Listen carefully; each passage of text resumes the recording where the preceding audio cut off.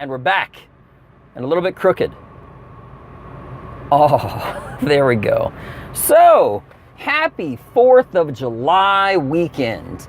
To start this off, I'm going to give you a little breakdown of things that happened. Some travel tips and advice. Travel tip number 1, definitely should always fly Southwest. Travel tip number 2, do not do what I'm about to tell you. So, what happened was, I'm on my flight, Southwest. Why? Because they don't charge for baggage. And I'm not cheap and I'm not a fool, okay? I'm going from point A to point B with my beautiful wife. And there's no reason to pay more for a different carrier. It doesn't make sense. But anyway, I'm writing jokes on my phone. I'm balls deep in my phone, all right? I'm on the window side, okay? Just to give you a full illustration. The window, all right? And all of a sudden, we start experiencing turbulence. And this is on our way to DC, okay, for vacation. Again, I'm filming this in Texas. That's where I live now, but that's, where I just moved from. So flying to DC, I'm deep in my phone thinking about all these ridiculous things, which we saw on the way to the airport, which might be this video or another video. But anyway, so we're flying and boom, I hear all of a sudden, attention passengers, we're experiencing a little bit of turbulence. Please buckle your seatbelt. Now, this is a perfect place to give you this demonstration because I'm in my car. So I'm in my phone and I'm not really just thinking about anything but my jokes. And I'm so focused on what's going on. When I hear put your seatbelt on, I start reaching, again, I'm in an airplane. I start reaching with my right hand over my left shoulder and I'm reaching for the seatbelt like I'm in my car, like an idiot fuck. Okay, and I'm not in my car, all right? I'm thousands of feet above the air. And I start going like this. And I'm really looking for it. I'm just so determined. When I get a goal set, I don't let go. I got that game 6 look. Well, like that 1,000-mile stare. I just like, this is what we do. So I'm focused on my phone and I'm having a side goal in my life and I don't want to fail. So I start reaching around and I can only guess how bad it looked for the person behind me. He was probably going like this and shit. Like it was awful, okay? And I'm just not thinking about it. And I start going like this, and I start getting aggressive with it. I start going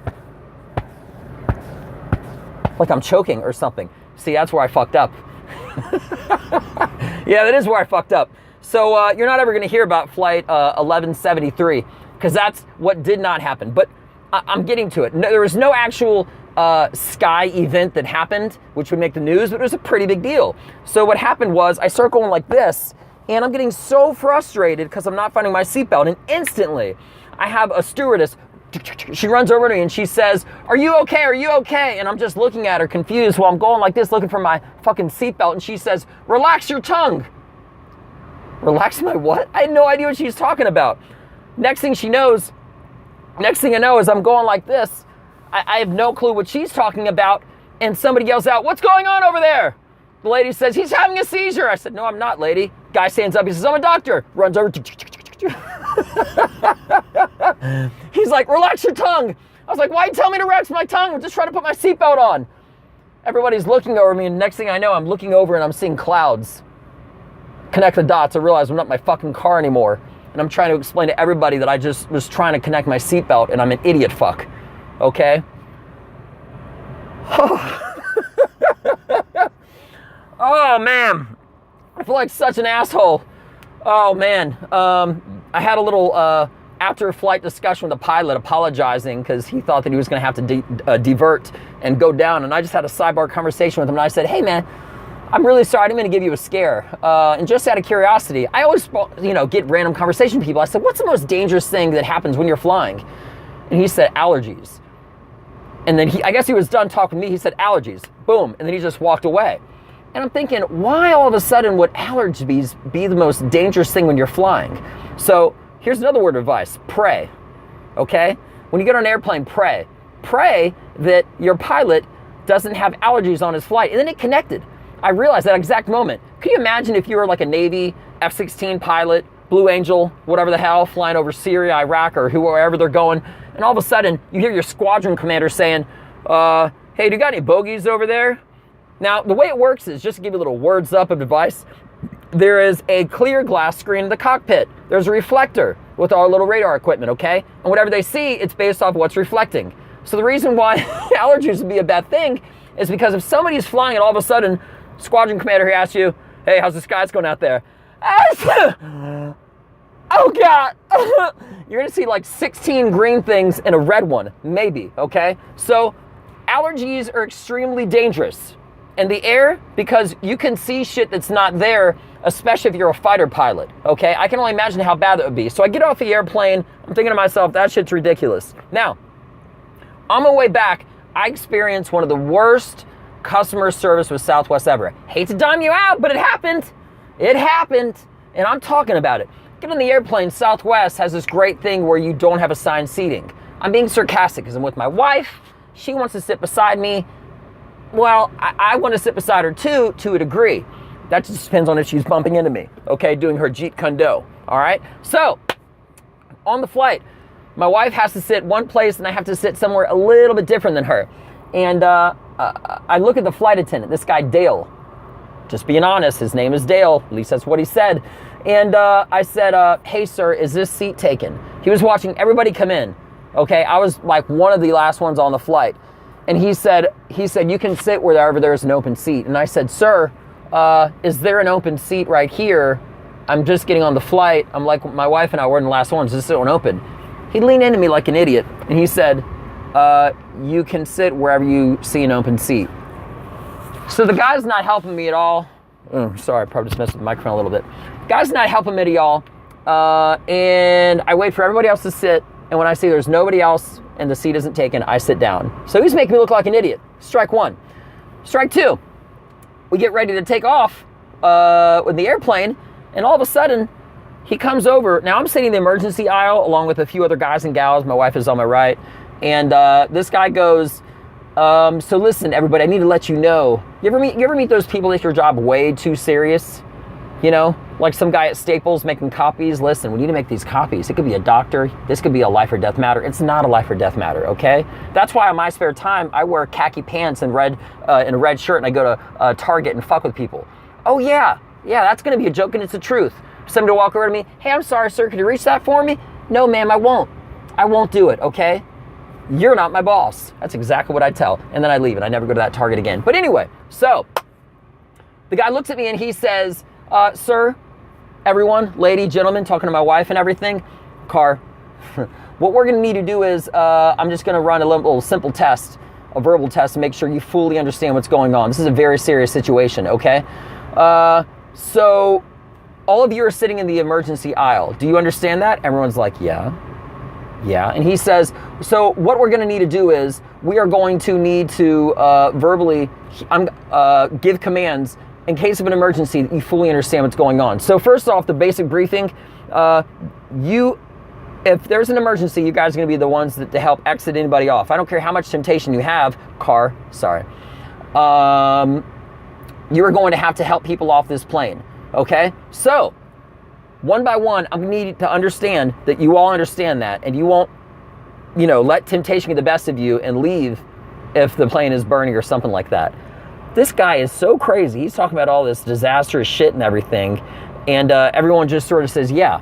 Then he leans in to me and he says, I'm sorry, I'm going to need you to verbally confirm this. I'm not lying. I'm not. You wish I was, but I'm not. And he says, sir, do you confirm? I was like, yeah, I confirm. I'll save the hell out of some people's lives. And he looks at my wife, strike two. That's where he fucks up. He says, ma'am, do you confirm? And she goes, yeah. He says, I'm sorry, I'm gonna need an actual guess. Woo! Wait a minute, you fucked up now, man. That's my wife. What are you talking about? That's my family, all right? So I'm getting pissed off at this point. And strike two. Later as we're coming back, okay, we're on our way, we're about 30 minutes away. I'm parched as all hell. I got a guy that's 6'8" sitting beside me. Maybe one day he'll be a fan. Regardless, he's literally 6'8", bumping to me the whole flight and shit. It's only 2 hours, but how long of this can you take? It was crazy, all right? So, got 30 minutes left. I'm parched as all hell. I get up, I walk to the back of the airplane, and I said, excuse me, ma'am, I'm speaking to a different flight attendant. I say, I'm really parched, can I get a drink? So very kindly, she gives me like a cran apple, the whole can. I say, thank you very much. I sit back in my seat. The guy that was being a dick earlier walks over to me and he says, hey, sir, I got to let you know I'm going to need that drink back. I just opened it. Just opened it. And I said, why? What's going on? And he said, well, that's a service item, just like the blankets, and I'm going to need that back. I said, sir, it's not a service item. It's a fucking cran apple. I didn't mean to cuss, but I did. All right, people are looking at me like, oh, what's going on? What's going on? So I said, sir, I just opened this. I'm parched. That's how it works. You put beverages in your body, you cool down. Your throat's not so sore and shit. And he says, yeah, I got to let you know you're wrong. I start looking at him and his smug look, I'm getting irritated, look at me just clenching my fists. And I said, what do you mean I'm wrong? What are you talking about? He said, everything that is given, including peanuts and napkins, needs to be returned to the airplane.